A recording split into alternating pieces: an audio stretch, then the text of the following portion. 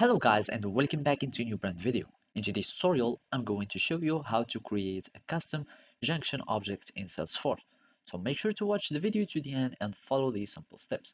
So basically, a junction object is an object or a custom object that has two master relationships. And basically, whenever we want to create any custom object, we will need just to simply go to the object manager. And from the object manager, we will need just to click on create and then create a custom object. So in our case, I'm just for this example, let's just create uh, a job posting uh, custom object. And from here, it will be like that. Gender doesn't really matter. And this is the object name. And after that, we will need to add the record name. So from here, we can add a posting number, for example, and it will be an auto number.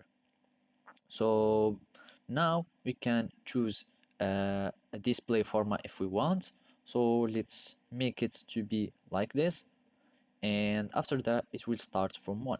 So now let's just save all this, and basically now we want to add relationships.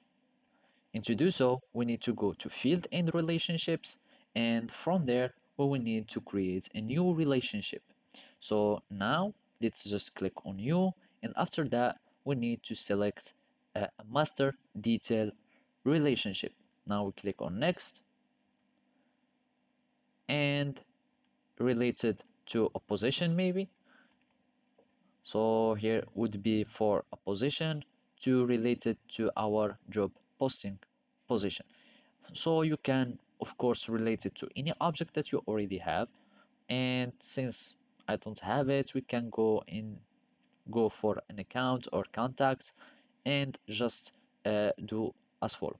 So now we click on next, and then we will need to save, and after that we will need just to click or to add another uh, master relationship or master detail relationship. So we click on next, and then you save, next, and save, and you do the same for a next time or for a second time, and by that you have a junction or a junction object or custom object in your Salesforce. So basically this is how you can do it. Thank you for watching, and see you next time.